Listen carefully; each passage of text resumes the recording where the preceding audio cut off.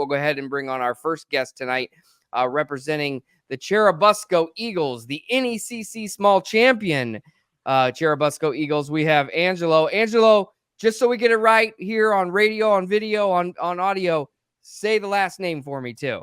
Ianucilli. Ianucilli. Okay. Yeah. So that's great to have you on here tonight upon further review. Well, first of all, conference champions again. I mean, Friday night for you guys, now 4-0 in conference in the small division. You clinch the division. Just talk about first time in since 2018. Talk about kind of this season. I know it's kind of a rough start for you guys, but here you are now. Just talk about winning conference again and really how good this team is feeling right now. Yeah, we're feeling pretty good. The season was rough, the 0-3 facing Columbia City, Lakeland, and then Garrett. It's kind of a gauntlet the first 4 weeks, including Eastside. Going into Eastside, we knew we had to execute and do our jobs, and if we wanted to win the game and set ourselves up for a championship run. And we've been saying all year we know we have a championship team, and we kind of just showed that after going 0-4 in conference. Sure. Talk about this team this year. A lot of different, you're a senior, and to build it back to this point, I know there's kind of been some struggles the last couple of years and things that have not turned out, maybe that what we've come to know, so to speak, out of Busco football. But this year, just talk about what this team has been able to build and Coach Shade and what you guys are doing there that has really kind of found your footing again in conference play and the ability to find yourselves where you guys are. Well, last year we didn't really have that good a team chemistry, and this year the team captains, me, David Salazar, Weston Knott, and Brody Lawrence, we all just kept the team together and made sure that everyone had the right mindset going into conference play so that we could pull out a championship run. And really just once we beat Eastside, we were done with Eastside. We were on to the next week and then on to the next week. We just had to execute each week to be able to build back after those long 6 years. Sure. You're a two-way player, as we see there on your player profile, offense and defense, just under 90 yards of rushing a game, 4 touchdowns this year. Defensive side, 40 tackles, a couple sacks in there, some turnovers that you've forced. That element as a two-way school, we mentioned it towards the top of the show, a lot of two-way players, the way that coaches throw the wrinkles in. For you, just talk about doing both sides of the ball and really where do you feel like you shine the most? What's your favorite part of the game of football? Just kind of talk me through that a little bit. I feel like I shine more at running back than I do linebacker, but I don't know. I kind of like defense more because I just like to hit people sometimes. And yeah, I'm a bit of a trash talker too. Well, that sounds like a true wrestler mentality as well, because that's what you also do besides play football. And, that's the beauty that you also play third sport too. You do track, right? So You're a 3-sport athlete. Have you done that your entire time there at Busco? I wrestled all through middle school, and then I started track in 8th grade, and I've done football since the youth program in 4th grade. I didn't wrestle my freshman or sophomore year, and I wrestled last year. But I've done track all through high school too. Good to see you. That's good. I mean, I think it's important, especially for kids like you at, the smaller schools, especially 3-sport athletes are invaluable in the sense that you guys are the ones that make things happen year in, year out, and you take it seriously as well as your studies. And I think you guys serve as role models in the hallways, throughout the Busco and everything, especially a school like Busco that it's, a smaller school and everybody's kind of grown up together in that regard.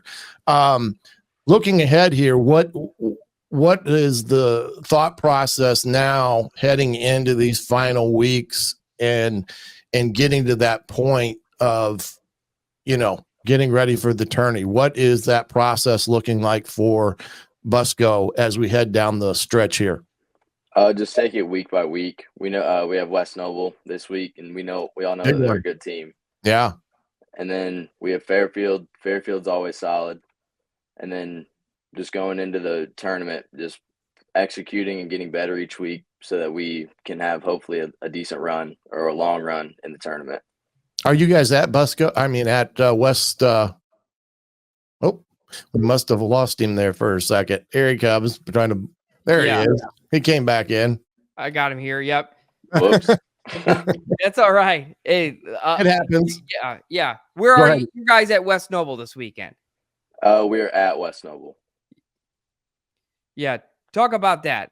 The challenges that presents. I mean, Seth Pruitt, I'm sure the film study has been a lot on him. And just before the film study and knowing the several years that you've been able to play that team, that type of team, that type of wear down, especially for somebody, for you guys that play both ways, just talk about the challenge that presents and really just how good the NECC overall is week to week, the teams that you guys play, and this one being the next challenge for you guys. Oh yeah, every team in the big school is really solid, and Pruitt's really good, and it's more. Well, obviously, like, we're trying to win and stuff, but it's also like if we don't, it's more being able to stay healthy for the next week when we play those like better and bigger opponents. But obviously, the end goal each week is to win the football game. Sure, absolutely, yeah. So what's next for you? You're a senior. You wrestle, you play football, you run track. I mean, is athletics in your future, or kind of what's next for you once you turn that tassel at the end of the May and get ready post high school? My plan is just to go into the workforce, learn a trade, get my life started. I'm not a big fan of school, to be honest. I just want to get it over with. That's the athletics part, right? Yeah. Well, that's good.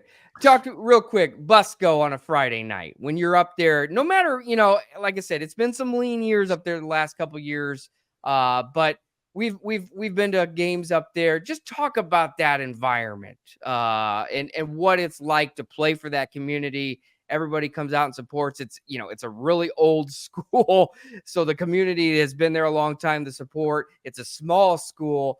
The old shutting down of town before, leading in, and, we hear about all the stuff with, the turtle and all that stuff. But being a part of that Busco community, what is it like on Friday nights playing up there in Turtletown?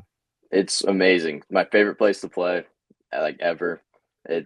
Everyone's like, the whole town just comes behind you and like supports you. Against Central Noble, we had our youth program recognition night.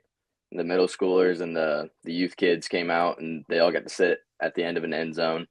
And Bryce Lawrence scored his punt return, and he went over and gave all of them high fives. And we know that they look up to us, and we want to just be the best role models we can for them and anyone coming up, and just make our community proud. Absolutely. Well, you guys have made this community proud. You guys are small champions of the Northeast Corner Conference. First time since 2018 that the Churubusco Eagles have been able to call themselves conference champions. So congratulations to you. And, team, I think you guys started off 0-3, I think it was. Now to flip things around, to be undefeated in your small division and win again. A lot to be proud of, a lot to play for, and we certainly wish you the best the rest of the way, and good luck to you in your future. Thank you for having me on the show. All right, Angelo. Thanks, you, buddy. Angelo. Yep, Angelo Ianucilli from Churubusco High School. Great to be on with him.